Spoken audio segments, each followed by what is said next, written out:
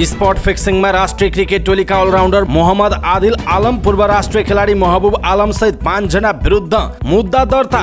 Spot फिक्सिङका लागि आफूले 2 जना खेलाडीसँग अप्रोच गरेको नेपाली राष्ट्रिय क्रिकेट टोलीका पूर्व कीर्तिमानी खेलाडी महबुब आलमको भनाई। 6 म्याचको 36 लाख हुने भनेको थिए, दुवै जनाले मानेनन् भन्दै दिए स्पष्टोक्ति। हिट विकेटको प्रस्ताव गर्दा गाली खाए, सरी भनेर फर्किए भन्दै स्पट फिक्सिङमा नितेश गुप्ताको बयान। व्हाट्सएपमा आएको थियो फिक्सिङको प्रस्ताव, मजाक गरेको सोचे भन्दै आदिल अन्सारीले स्पट फिक्सिङको संलग्नताबारे दिए इन्कारी बयान। स्पट फिक्सिङमा 7-3 स्पोर्ट्सका सञ्चालक र म्याकार्थी विरुद्ध किन भएन मुद्दा दर्ता, यसको बारेमा पुरै जानकारी। फिक्सिङकै आशंकामा हटाइएका थिए विराटनगरका टिम म्यानेजर र कप्तान पनि। पूर्व सूचना दिएर नै सन्दीपसँग आफ्ना खेलाडीहरूले हात नमिलाएको स्कटल्यान्ड क्रिकेटको जानकारी। राष्ट्रपतिको निर्वाचनमा सहयोग गर्ने पुष्पकमल दाहाल प्रचण्डले दिए नेपाली कांग्रेसका नेताहरूलाई वचन। 12 बुँदे समझदारीका पक्षधरहरू राष्ट्रपति चुनावमा एक ठाउँमा उभिनुपर्ने प्रधानमन्त्री पुष्पकमल दाहाल प्रचण्डको भनाई। प्रधानमन्त्री प्रचण्ड र नेकपा एकीकृत समाजवादीका अध्यक्ष माधव कुमार नेपालबीच सिंहदरबारमा भेटवार्ता। के भयो कुराकानी, यसको बारेमा पुरै जानकारी। एसडी मुनिले सुझाए नेपालको राष्ट्रपतिका लागि सम्भावित 4 जना उम्मेदवार। राष्ट्रपति र उपराष्ट्रपतिको निर्वाचन मतभार 2068 सालको जनगणनाको आधारमा हुने। शैक्षिक जनशक्तिको पलायन रोक्न गम्भीर बनाऊ भन्दै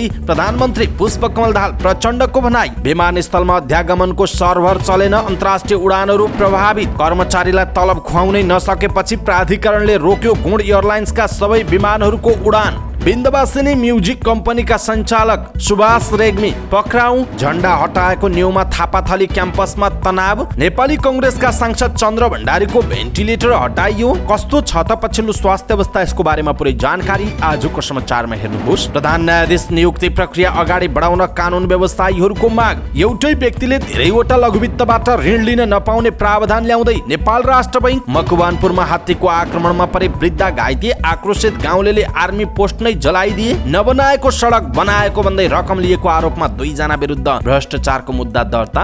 दक्षिणा दिएर पशुपतिमा आएका साधु सन्तको गरियो बिदाई। भारत सरकारले नेपाल सरकारलाई दियो 200 वटा मृगौला डायलिसिस मेसिन। पूर्वी चितवनबाट 53 किलो गाँजा सहित 2 जना पक्राउ। कोरियामा कोभिड भिजा थपिएका श्रमिकलाई पुनः श्रम स्वीकृति लिन ईपीएस शाखाको आग्रह। नेप्सेमा 23.60 अङ्कको गिरावट, कारोबार रकम 1 अर्ब 94 करोड पुग्यो। अमेरिकी पूर्व राष्ट्रपति जिमी कार्टरको स्वास्थ्य अवस्था गम्भीर र 35 दिने प्रशिक्षणका लागि नेपाली धाविका सन्तोषी श्रेष्ठ इथियोपिया प्रस्थान।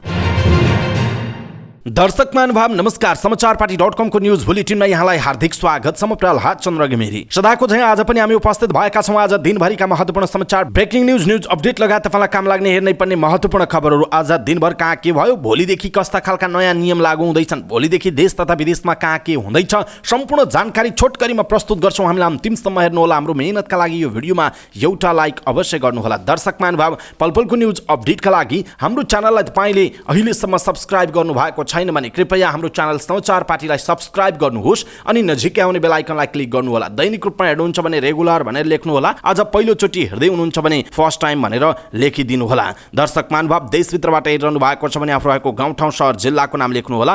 विदेशमा हुनुहुन्छ भने कुन देशबाट हेरिरहनु भएको छ त्यो कुरा तलको कमेन्ट बक्समा कमेन्ट गर्नुहोला। आउनुहोस् दर्शक महानुभाव, आज दिनभरिका महत्त्वपूर्ण समाचार सुरु गरौँ। स्पट फिक्सिङमा महबुब आलम सहित 5 जना विरुद्ध मुद्दा दर्ता भएको प्रसङ्गबाट। राष्ट्रिय क्रिकेट टोलीका अलराउन्डर मोहम्मद आदिल आलम, पूर्व राष्ट्रिय खेलाडी महबुब आलम सहितका 5 जना विरुद्ध जिल्ला अदालत काठमाडौँमा मुद्दा दर्ता भएको छ। केन्द्रीय अनुसन्धान ब्युरो सीआईबीले गरेको अनुसन्धानको आधारमा जिल्ला वकिलको कार्यालय काठमाडौँले अदालतमा मुद्दा दर्ता गरेको जिल्ला न्यायाधिवक्ता अच्युत मणि नेउपानेले जानकारी दिनुभएको छ। नेपाल टी20 लिगमा स्पट फिक्सिङको आशंका सार्वजनिक भएपछि ब्युरोका डीएसपी सुन्दर तिवारीको नेतृत्वमा छानबिन समिति गठन भएको थियो। समितिले गरेको अनुसन्धानका क्रममा 12 जनाको संलग्नता पुष्टि भएको प्रहरीले बताएको छ। ती आलम द्वय सहित वीरगञ्जका स्थानीय क्रिकेट खेलाडी नितेश गुप्ता पक्राउ परेका थिए। सरकारी वकिलको कार्यालयका अनुसार काठमाडौँ नाइट्स टिमका को ओनर नवीन कणेल र सप्तरीका रवि माझीलाई पनि फरार प्रतिवादीका रूपमा मुद्दा दर्ता गरिएको छ। बाँकी 7 जनाको नाम थर र वतन खुलेपछि मुद्दा दायर गरिने नेउपानेले बताउनुभयो। उनीहरू विरुद्ध राष्ट्रिय खेलकुद विकास ऐन 2077 को दफा 31, 32 र 33 अनुसार कारबाही गर्न माग दाबी गरिएको छ। यस अनुसार यस्ता गतिविधिमा संलग्नलाई 3 वर्ष कैद र 50,000 रुपैयाँसम्म जरिवाना हुन सक्ने व्यवस्था छ। लेनदेनको रकम खुली त्यो रकम समेत जफत हुने व्यवस्था रहेको छ।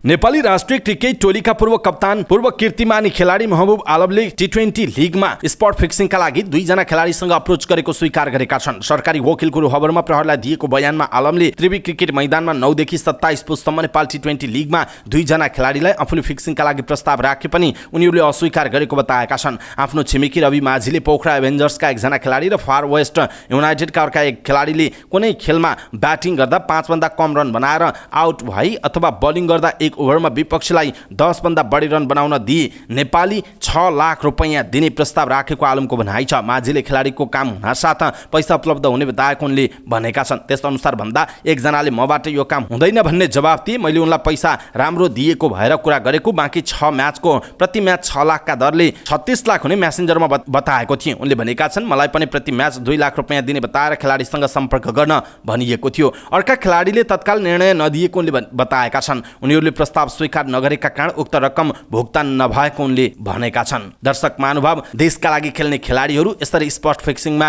जोडिनु र पैसामा लेनदेनको बार्गेनिङ गर्नु, यसप्रति तपाईँ के भन्नुहुन्छ? आफ्नो कुरा तलको कमेन्ट बक्समा कमेन्ट गर्नुहोला।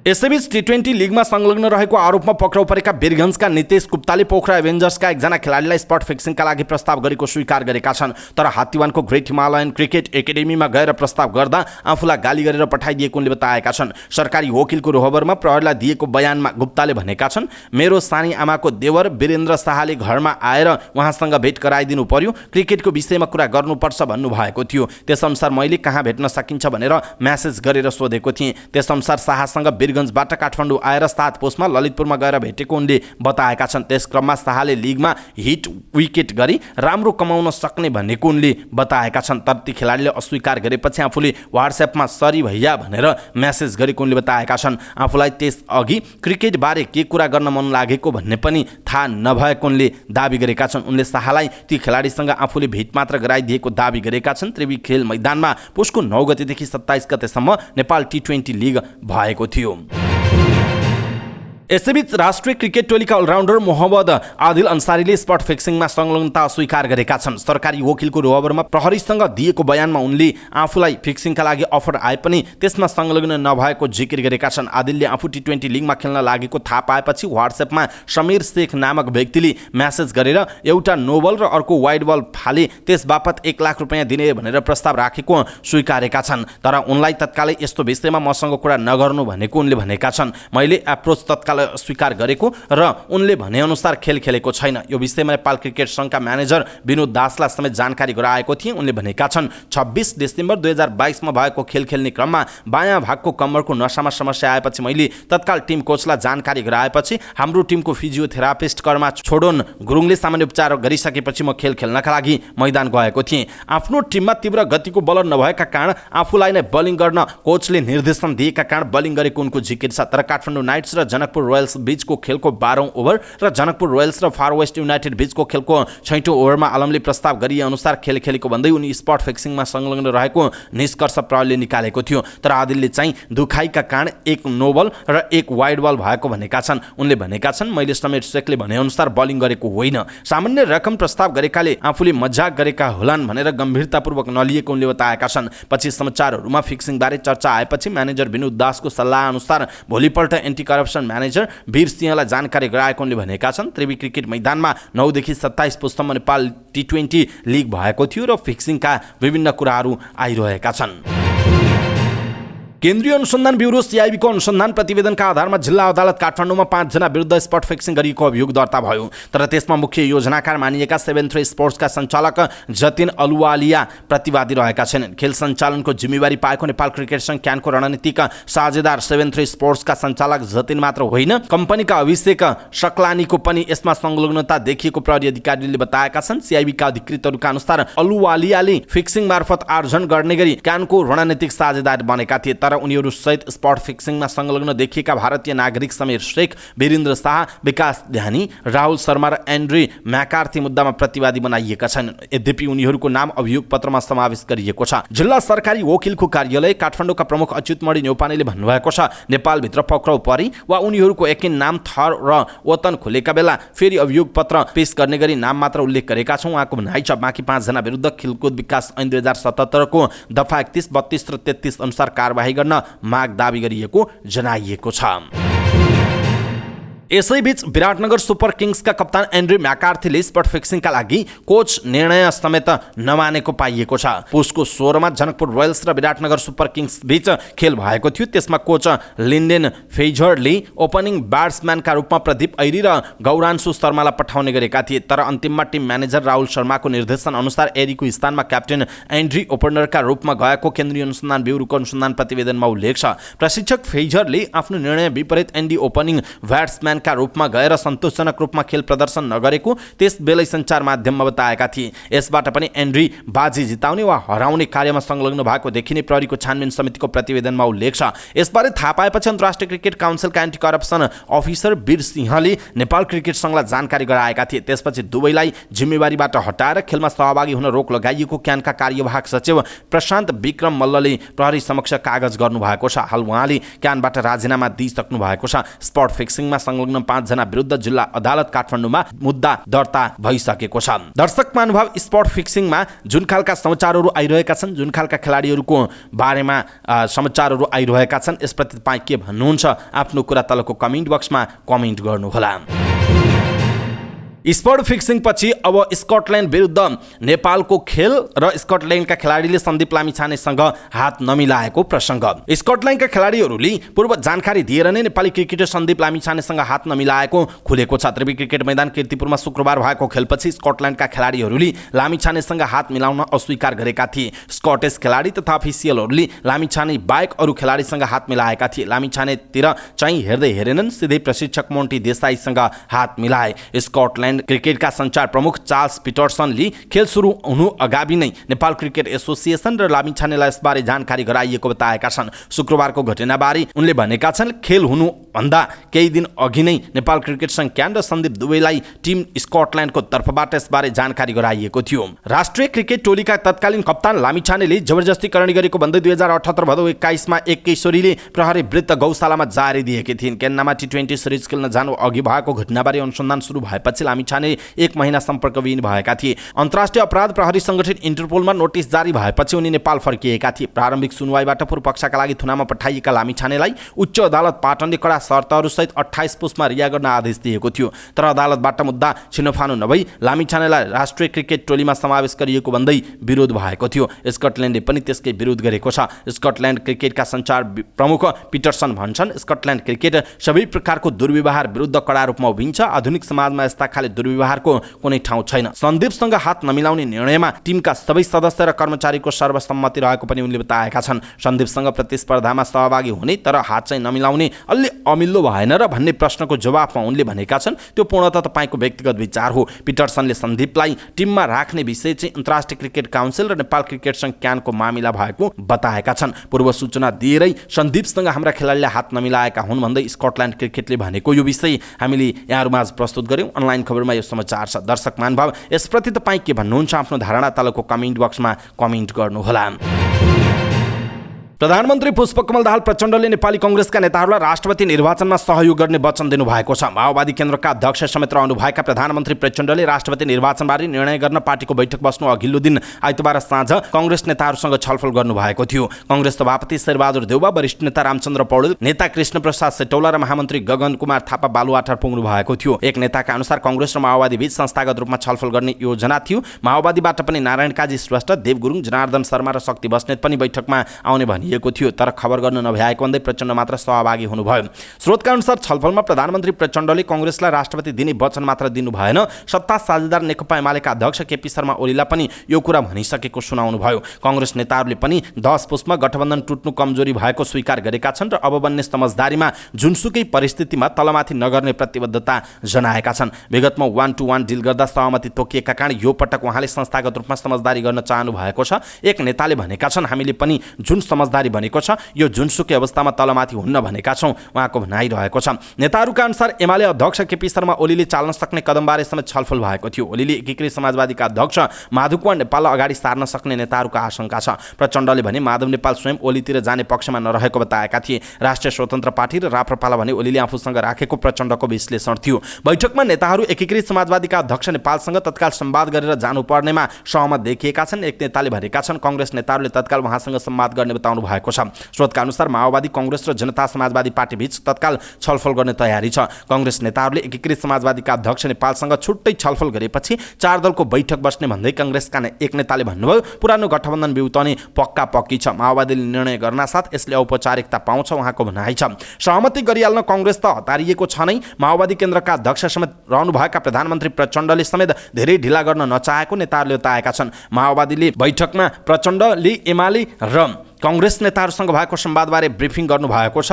राष्ट्रपतिमा कांग्रेसलाई सघाउने निर्णय भइहाल्नेमा भने शङ्का छ, किनकि माओवादीमा एमाले सहितको गठबन्धन जोगाउनु पर्ने मत पनि रहेको बताइएको छ। कतिपयले राष्ट्रपतिको रूपमा डाक्टर बाबुराम भट्टराईलाई अगाडि सार्नुपर्ने मत राखेका छन् भने केहीले एमाले समेत स्वीकार गर्ने वामपन्थी पृष्ठभूमि भएका व्यक्तिलाई अगाडि सारेर भए पनि वाम गठबन्धन जोगाउनु पर्ने मत पनि राखेका छन्। यद्यपि प्रचण्डले कांग्रेस नेताहरूलाई वचन दिइसकेका कारण ढिलो चाँडो त्यस अनुसार नै निर्णय हुने सम्भावना रहेको बताइएको छ। दर्शक महानुभाव, प्रधानमन्त्री पुष्पकमल दाहाल प्रचण्ड राष्ट्रिय सहमति गरेर र राष्ट्रिय सहमतिमा नै राष्ट्रपति निर्वाचन गर्नुपर्छ अथवा राष्ट्रपति चयन गरिनुपर्छ। एकजना व्यक्तिले भन्ने अथवा एउटा पार्टीको कुरा मात्रै मान्ने राष्ट्रपति नेपालका लागि योग्य हुँदैन, त्यसकारण सबैले मान्ने खालको राष्ट्रपति हुनुपर्छ भनिरहँदाखेरि नेकपा एमालेका अध्यक्ष केपी शर्मा ओलीले आफ्नो पार्टीबाट राष्ट्रपतिका लागि उम्मेदवार बन्ने र त्यही उम्मेदवारमा राष्ट्रिय सहमति हुनुपर्छ भन्दै गर्दाखेरि अहिलेको गठबन्धन सत्तारूढ गठबन्धन पनि टुट्ने स्थितिमा पुगेको छ र प्रचण्ड फेरि कांग्रेसतिर ढल्किएर अर्को गठबन्धनको जुन खालको चर्चाहरू भइरहेको छ यसप्रति तपाईँ के भन्नुहुन्छ? आफ्नो कुरा तलको कमेन्ट बक्समा कमेन्ट गर्नुहोला। प्रधानमन्त्री पुष्पकमल दाहाल प्रचण्डले 12 बुँदे सहमतिमा हस्ताक्षर गरेका दलहरू राष्ट्रपति निर्वाचनका बेलामा पनि एक ठाउँमा उभिनुपर्ने बेला भएको बताउनु भएको छ। सोमबार पोखराको लेखनाथमा आफ्नो पार्टी नेकपा माओवादी केन्द्र गण्डकी प्रदेश समितिको 6औं पूर्ण बैठकलाई सम्बोधन गर्दै उहाँले 12 बुँदे सहमति, विस्तृत शान्ति सम्झौता र संविधान निर्माणका बेला एक ठाउँमा रहेका शक्तिहरू राष्ट्रपति निर्वाचनका बेला पनि मिल्नुपर्ने आफूहरूको मत रहेको उहाँले बताउनु भएको छ। 12 बुँदे समझदारी, विस्तृत शान्ति सम्झौता र संविधान निर्माणका बेला जुन शक्ति एक ठाउँमा उभिएका थिए फेरि पनि ती एक ठाउँमा उभिन आवश्यक छ। राष्ट्रिय सहमति मार्फत मुलुकका समस्या समाधान गर्नुपर्छ। राष्ट्रपति र उपराष्ट्रपतिमा राष्ट्रिय सहमति होस् भन्ने हाम्रो चाहनाको अन्तर्य पनि यही हो उहाँले भन्नुभएको छ। आफूहरूले राष्ट्रपतिमा कुनै व्यक्तिको कुरा नगरेको भन्दै 3 ठूला दल एक ठाउँमा रहनुपर्ने धारणा राखेको पनि बताउनु भएको छ। दर्शक महानुभाव, यसप्रति तपाईँको धारणा के छ? आफ्नो धारणा तलको कमेन्ट बक्समा कमेन्ट गर्नुहोला। यसैबीच प्रधानमन्त्री पुष्पकमल दाहाल प्रचण्ड र नेकपा एकीकृत समाजवादीका अध्यक्ष माधव कुमार नेपाल बीच पनि भेटवार्ता भएको छ। माओवादी केन्द्रको संसदीय दलको कार्यालय सिंहदरबारमा दुई नेता बीच केही समय अगाडिदेखि वार्ता चलिरहेको छ। उच्च स्रोतका अनुसार दुई नेताहरू बीच आसन्न राष्ट्रपति निर्वाचनका विषयमा छलफल भएको जनाइएको छ। भारतीय बुद्धिजीवी एसडी मुनिले नेपालमा राष्ट्रपतिको उम्मेदवारमा राष्ट्रिय सहमति खोज्नुपर्ने माग जायज भएको बताएका छन्। राष्ट्रपति निर्वाचनका लागि नेपालका राजनैतिक दलहरू उम्मेदवार चयनको कसरतमा सक्रिय भइरहेका बेला मुनिले राष्ट्रपतिका लागि योग्य भनेर 4 जनाको नाम समेत उल्लेख गरेका छन्। आज बिहान उनले ट्विटरमा लेखेका छन्, नेपालमा सर्वसम्मतिबाट नयाँ राष्ट्रपतिको माग जायज छ। राष्ट्रपतिका लागि योग्य भनेर मुनिले देवेन्द्रराज पाण्डे, प्राध्यापक बराल लोकराज, दमननाथ ढुङ्गना र अनुराधा कोइरालाको नाम समेत लिएका छन्। प्रधानमन्त्री समेत रहनुभएका नेकपा माओवादी केन्द्रका अध्यक्ष पुष्पकमल दाहाल प्रचण्डले राष्ट्रपतिमा उम्मेदवारमा राष्ट्रिय सहमति हुनुपर्ने बताउँदै आउनु भएको छ। सत्ता साझेदार दल नेकपा एमाले भने प्रचण्डलाई प्रधानमन्त्री बनाउँदा राष्ट्रपति एमालेलाई दिने सहमति भएको भन्दै आफूले पाउनुपर्ने अडान राख्दै आएको छ। यही असमझदारीका बीच सत्ता गठबन्धन सङ्कटमा परेको छ। एमालेसँग असमझदारी बढिरहेका बेला प्रधानमन्त्री प्रचण्डले नेपाली कांग्रेससँग संवाद अगाडि बढाउनु भएको छ र वचन समेत दिनुभएको छ कि राष्ट्रपतिको निर्वाचनमा सहयोग गर्ने भनेर। हालकी राष्ट्रपति विद्यादेवी भण्डारीको कार्यकाल फागुनको 28 गते सकिँदैछ। त्यसअघि फागुनको 25 गते राष्ट्रपतिको निर्वाचन हुँदैछ। त्यसका लागि फागुनको 13 गते उम्मेदवारी दर्ताको कार्यक्रम छ। एसडी मुनि जो भारतीय कूटनीतिको मामिलाका जानकार मानिन्छन् र भारतीय बुद्धिजीवी पनि मानिन्छन्, उनी एसडी मुनि नेपाल मामलाको जानकार पनि छन्। एसडी मुनिले नेपालको राष्ट्रपतिका लागि सम्भावित 4 जना उम्मेदवारको नाम सुझाएका छन्। यसरी नेपालको राष्ट्रपति नेपालकै राजनीतिक दल र नेपालीहरूले आफ्नो राष्ट्रपति छान्न पाउने अधिकार हो, तर विदेशीहरूले यसरी नामै किटेर फलाउनलाई राष्ट्रपति बनाउनुपर्छ भनेर यसरी भनिरहेका छन्। यसप्रति तपाईँको धारणा के छ? आफ्नो धारणा तलको कमेन्ट बक्समा कमेन्ट गर्नुहोला। प्रमुख निर्वाचन आयुक्त दिनेश कुमार थपलियाले राष्ट्रपति र उपराष्ट्रपतिको निर्वाचनको मतभार 2068 सालको जनगणनाको आधारमा गरिने बताउनु भएको छ। नयाँ बानेश्वरस्थित अन्तर्राष्ट्रिय सम्मेलन केन्द्रमा राष्ट्रपति तथा उपराष्ट्रपति निर्वाचनका लागि निर्वाचन अधिकृतको कार्यालय स्थापना भए पश्चात सम्बोधन गर्दै प्रमुख निर्वाचन आयुक्त थपलियाले 2068 सालको जनगणनाको आधारमा राष्ट्रपति र उपराष्ट्रपति निर्वाचनको मतभार कायम गरिने बताउनुभयो। उहाँले 2068 सालको जनगणनाको आधारमा राष्ट्रपति र उपराष्ट्रपतिको निर्वाचन सम्बन्धी कानुनको अनुसूची 1 मा उल्लेख भए बमोजिमको मतभारलाई आधार मानी निर्वाचन सम्पन्न गराउने स्पष्ट पार्नुभयो। निर्वाचन सम्बन्धी कानुनले लगत्तै सम्पन्न भएको मतगणनाको नतिजालाई आधार मानेर मतभार कायम गर्ने व्यवस्था गरेको भए पनि हालैको जनगणना पछिको आधिकारिक नतिजा आयोगलाई प्राप्त नभएकाले 2068 को जनगणनालाई आधार मान्नु परेको उहाँले बताउनु भएको छ। उहाँले 25 गते हुने निर्वाचनका लागि 2 वटा मतदान केन्द्रको व्यवस्था गरिएको बताउनु भएको छ। प्रधानमन्त्री पुष्पकमल दाहाल प्रचण्डले शैक्षिक जनशक्तिको बढ्दो विदेश पलायन देशका लागि चुनौतीको विषय रहेको बताउनु भएको छ। देशका लागि चुनौतीको विषय भएको भन्दै यसलाई रोक्न सबै जिम्मेवार बन्नुपर्ने बताउनु भएको छ। लेखनाथमा आयोजित पोखरा विश्वविद्यालयको दीक्षान्त समारोहमा बोल्दै प्रधानमन्त्री प्रचण्डले जनशक्तिको विदेश पलायन रोक्न सम्बद्ध सबै पक्षले ध्यान दिनुपर्ने बताउनुभयो। प्रधानमन्त्री प्रचण्डले संघीय शिक्षा ऐन मार्फत शिक्षा क्षेत्रका नीतिगत, संस्थागत, संरचनागत र कार्यगत चुनौती एवं समस्या सम्बोधन हुने अपेक्षा गरिएको बताउनु भएको छ। त्रिभुवन अन्तर्राष्ट्रिय विमानस्थलको अध्यागमनको सर्भर डाउन हुँदा अन्तर्राष्ट्रिय तर्फको उडान प्रभावित भएको छ। उडान प्रभावित हुँदा सयौं यात्रु समस्यामा परेका छन्। अध्यागमनको सर्भर डाउन भएपछि प्रवेश आज्ञा र प्रस्थान अनुमति दिने कार्य केही घण्टा यतादेखि प्रभावित भएको छ। अध्यागमनको सबै प्रणाली कम्प्युटराइज्ड भएकाले सर्भर नचले सेवा ठप्प हुन्छ, जसका कारण विमानहरू समयमै उड्न पाएका छैनन् भने विमानस्थल आइपुगेका यात्रु र विमानहरू समस्यामा परेका छन्। विमानस्थलका प्रवक्ता टेकनाथ सिटौलाले धेरै बेर समस्या आए, पार्किङ समेत समस्या हुन सक्ने भएकाले अवतरणमा समेत समस्या हुने जोखिम रहेको बताइएको छ। अध्यागमन विभागका महानिर्देशक ऋषिराम तिवारीले भने विमानस्थलभरि इन्टरनेट सेवामा समस्या आएकाले अध्यागमनको सेवा रोकिएको दावी गर्नुभयो। तर विमानस्थलका प्रवक्ता सिटौलाले भने अध्यागमनको सर्भर मात्र प्रभावित भएको र त्यसले समग्र विमानस्थलको सेवामा समस्या आएको बताउनु भएको छ। दर्शक महानुभाव, पछिल्लो समय विमानस्थलको सर्भरमा समस्याहरू आउने र सेवाग्राहीहरूले समस्या भोग्नु पर्ने यस्तो खालको समस्याहरू देखिरहेको छ। यसप्रति तपाईँ के भन्नुहुन्छ? आफ्नो कुरा तलको कमेन्ट बक्समा कमेन्ट गर्नुहोला। सरकारले गुण एयरलाइन्सको विमानहरूको उडान रोक्ने निर्णय गरेको छ। गुणका 7 वटै विमानले सोमबारदेखि नै उडान भर्न पाएका छैनन्। कर्मचारीलाई तलब समेत दिन नसकेकाले हवाई सुरक्षा पक्षमा प्रभाव पर्ने जोखिम रहेको ठहर गर्दै नेपाल नागरिक उड्डयन प्राधिकरणले गुणका विमानहरूलाई उड्न नदिने निर्णय गरेको छ। प्राधिकरणका प्रवक्ता जगन्नाथ निरौलाका अनुसार कम्पनीले कर्मचारीको सेवा सुविधा समयमै दिन सकेको छैन। आर्थिक सङ्कटबाट जुधिरहेको कम्पनीले सेवा दिँदा कर्मचारीको मनोविज्ञान सुरक्षा मैत्री हुन नसक्ने देखिएकाले उडान बन्द गरिएको निरौलाले बताउनुभयो। तलब नपाएका कर्मचारीले राम्रोसँग काम नगर्न सक्छन्। तलब समेत नपाएको मनोविज्ञान रहेको अवस्थामा हवाई सुरक्षामा जोखिम बढी हुन सक्छ। प्रवक्ता निरौलाले भन्नुभयो, त्यसै कारण अहिलेलाई उडान गर्न नदिने निर्णय गरेका हुँ उहाँको भनाइ छ। सिमिर्क एयरलाइन्सका विमानहरू किनेर गुण एयरलाइन्सले हवाई सेवा दिँदै आएको थियो। आर्थिक सङ्कटका कारण कम्पनी विभिन्न पक्षलाई तिर्नुपर्ने दायित्व पनि बढेको सूचना प्राधिकरणमा पुगेको छ। विन्ध्यवासिनी म्युजिक कम्पनीका सञ्चालक सुभाष रेग्मी पक्राउ परेका छन्। केन्द्रीय साइबर ब्युरोले रेग्मीलाई त्रिभुवन अन्तर्राष्ट्रिय विमानस्थलबाट पक्राउ गरेको हो। थाइल्यान्डबाट नेपाल आउँदै गरेका बेला रेग्मीलाई विमानस्थलबाट पक्राउ गरिएको साइबर ब्युरोले जनाएको छ। रेग्मीले सामाजिक सञ्जाल मार्फत कलाकारलाई अपशब्द प्रयोग गरेको तथा लाञ्छना लगाएको आरोपमा साइबर ब्युरोमा उजुरी परेपछि पक्राउ गरिएको प्रहरीले जनाएको छ। उजुरीमाथि छानबिन भइरहेको पनि प्रहरीले जनाएको छ। काठमाडौँको थापाथली क्याम्पसमा नेपाली कङ्ग्रेस निकट नेपाल विद्यार्थी सङ्घ नेवी सङ्घ र नेकपा माओवादी केन्द्र निकट अखिल क्रान्तिकारी बीच झडप भएको छ। झण्डा राख्न नपाइने ठाउँमा अखिल क्रान्तिकारीले झण्डा राखेको र त्यो झण्डा नेवी सङ्घका विद्यार्थीले हटाएको विषयमा विवाद भएपछि झडप भएको हो। झडपपछि क्याम्पसमा प्रहरी परिचालन गरिएको छ। स्थिति सामान्य बनेको छ। विवाद समाधानका लागि दुई पक्षबीच क्याम्पसमा नै वार्ता भइरहेको जनाइएको छ। ग्यास सिलिन्डर चुहिएर घाइते हुनुभएका नेपाली कङ्ग्रेसका नेता एवं सांसद चन्द्रकान्त भण्डारीको पछिल्लो स्वास्थ्य अवस्थाको रिपोर्ट अनुसार परीक्षणका रूपमा भेन्टिलेटर हटाइएको छ। गत बिहिबारदेखि भारतको मुम्बई स्थित नेसनल बर्न सेन्टरमा उपचाररत भण्डारीको स्वास्थ्यमा सुधार आएपछि परीक्षणका रूपमा भेन्टिलेटर हटाइएको उहाँका सहयोगी माधव नेउपानेले बताउनुभयो। उहाँका अनुसार सोमबार बिहानसम्म नेता भण्डारीको सबै स्वास्थ्य पारामिटर नर्मल रहेको छ। भण्डारीलाई अहिले ज्वरो नआएको र सुन्निएको भाग समेत घट्दै गएकाले स्वास्थ्य सामान्यतर्फ गइरहेको नेउपानेले बताउनुभयो। गत बुधबार राति आफ्नो निवासमा ग्यास सिलिन्डर चुहिएर सांसद भण्डारी सहित उहाँकी आमा हरिकला भण्डारी घाइते हुनुभएको थियो। उपचारका क्रममा आमा हरिकलाको भने बिहिबार निधन भएको थियो। प्रधान न्यायाधीशको नियुक्ति नहुँदा न्याय सम्पादनमा असर पुगेको भन्दै कानुन व्यवस्थाहरूले अविलम्ब प्रधान न्यायाधीश नियुक्ति प्रक्रिया अगाडि बढाउन माग गरेका छन्। सर्वोच्च अदालत बार एसोसिएसनको 49औं स्थापना दिवसको अवसरमा आयोजित कार्यक्रममा उपस्थित भएका कानुन व्यवस्थायीहरूले प्रधान न्यायाधीश नियुक्ति प्रक्रिया अगाडि बढाउन माग गरेका हुन्। वरिष्ठ अधिवक्ता टिकराम भट्टराईले लामो समयदेखि सर्वोच्च अदालतमा प्रधान न्यायाधीश रिक्त हुनु शोभनीय नभएको बताउनु भएको छ। प्रधान न्यायाधीश नहुँदा न्याय सम्पादनमा असर पर्ने साथै न्यायपालिका कार्यपालिका र व्यवस्थापिकाप्रति नै परनिर्भर हुने अवस्था आउने उहाँले बताउनु भएको छ। वरिष्ठ अधिवक्ता रामनारायण बिडारीले पनि सर्वोच्च अदालतलाई कायम प्रधान न्यायाधीशबाट चलाउनु संविधान विरुद्ध भएको बताउनु भएको छ। नेपाल बार एसोसिएसनका अध्यक्ष गोपालकृष्ण घिमिरेले कायम छोटो समयका लागि परिकल्पना गरिएको पद भएको बताउनु भएको छ। उहाँले प्रधान न्यायाधीश नियुक्त गर्न सरकार र संसदलाई आग्रह समेत गर्नु भएको छ।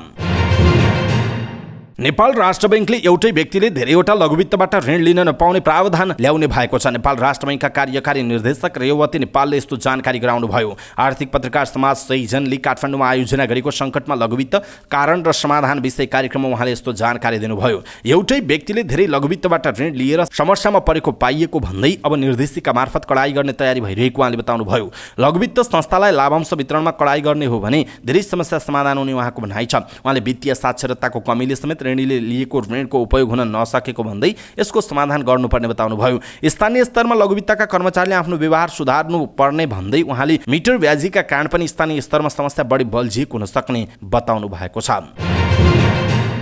मकवानपुरमा जंगली हात्तीको आक्रमणमा परि एक महिला घाइते भएकी छिन्। सोमबार बिहान करेसा बारीमा काम गर्दै गरेकी मनहरी गाउँपालिका 4 मसिनीकी 64 वर्षीय राधा अधिकारी हात्तीको आक्रमणबाट घाइते भएको जनाइएको छ।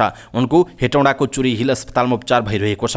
हात्तीको आक्रमणपछि आक्रोशित बनेका स्थानीय बासिन्दाले मनहरी 3 मा रहेको पर्सा राष्ट्रिय निकुञ्जको लामिटार पोस्टमा तोडफोड र आगजनी गरेका छन्। स्थानीयको तोडफोडका कारण सेनाले सुरक्षा गस्तीका लागि प्रयोग गर्दै आएको गाडी कार्यालय र गोलघरमा क्षति पुगेको मनहरी गाउँपालिका अध्यक्ष रञ्जन कालाखेतीले जानकारी दिनुभयो। उहाँले थप जनधनको क्षति हुन नदिने स्थानीय र निकुञ्जसँग समन्वय भइरहेको पनि बताउनुभयो। हात्ती नियन्त्रणका लागि सेनालाई अनुरोध गरिएको उहाँले बताउनुभयो। गएको वर्ष यसै स्थानमा हात्तीको आक्रमणबाट एक वृद्धाको ज्यान गएको थियो।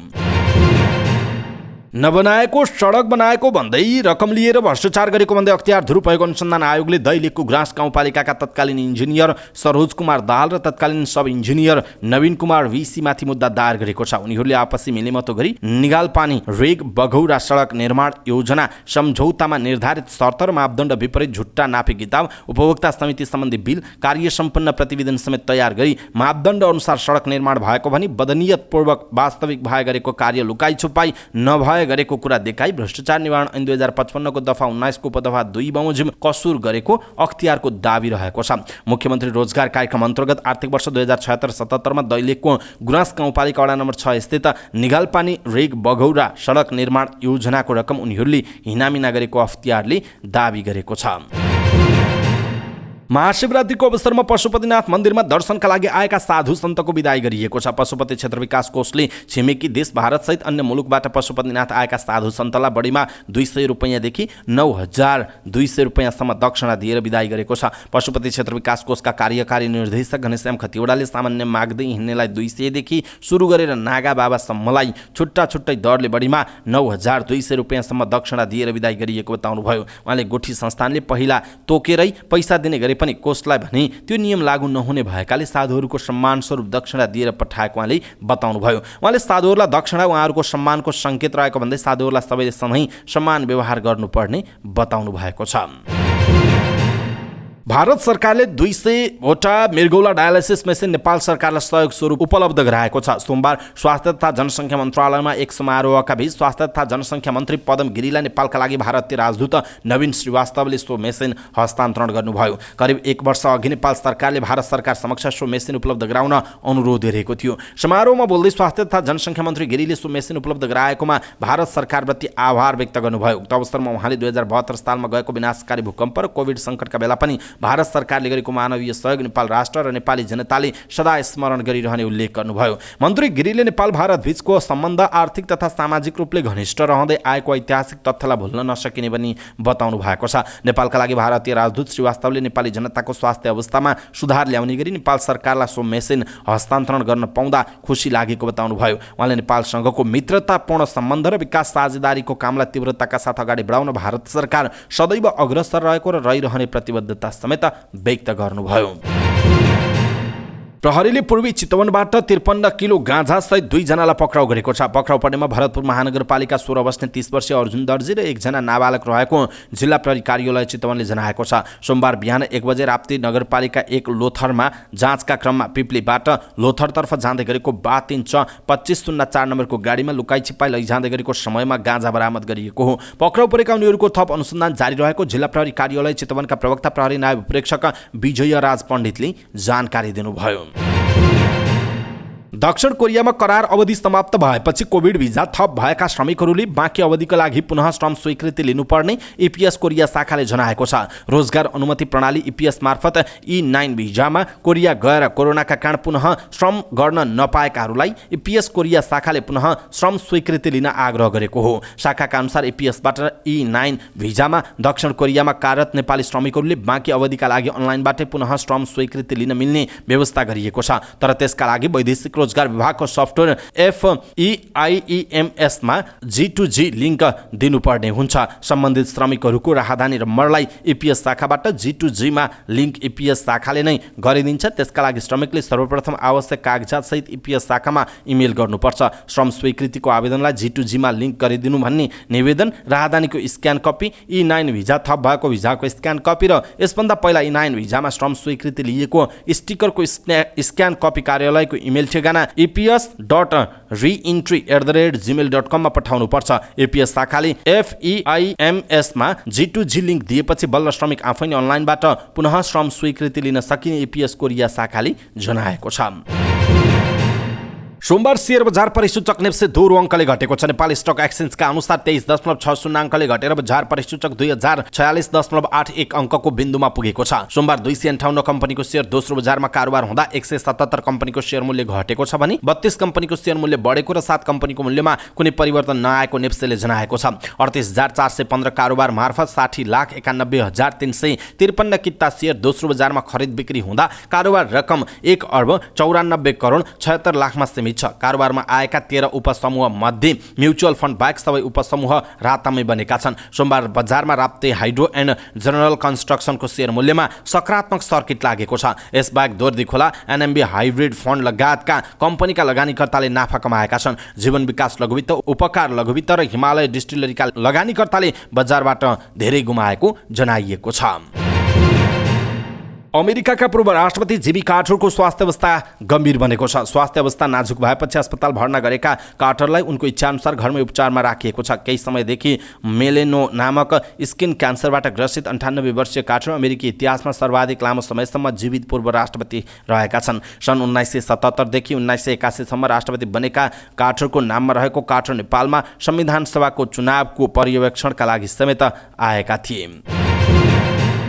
र अफ्रिकी राष्ट्र इथियोपियाको राजधानी एडिस अबाबामा 35 दिने प्रशिक्षणका लागि नेपाली धाविका सन्तोष श्रेष्ठ गएकी छिन्। 13औं दक्षिण एसियाली खेलकुद साकी स्वर्ण पदक विजेता धाविका सन्तोषीलाई आइतबार नै बिदाई गरिएको थियो। इथियोपिया पुगेकी उनी राष्ट्रिय खेलकुद परिषद राखेपका सदस्य सचिव टङ्कलाल घिसिङ, नेपाल ओलम्पिक कमिटी NOC को महासचिव तथा NRS स्पोर्ट्स फाउन्डेसनका फाउन्डर नीलेन्द्र राज श्रेष्ठ, प्रशिक्षक रघु वन्तले कार्यक्रमका बीच उनलाई बिदाई गरेका हुन्। ग्लोबल स्पोर्ट्स कम्युनिकेसनको छात्रवृत्ति NRNA स्पोर्ट्स फाउन्डेसनको पहलमा सन्तोषीले इथियोपियामा प्रशिक्षणको अवसर पाएका छन्। सन्तोषी इयरली ट्रस्टको आर्थिक सहयोग र ग्लोबल स्पोर्ट्स एथलेटिक्स खेलाडीको व्यवस्थापनमा प्रशिक्षणमा गएको बताइएको छ।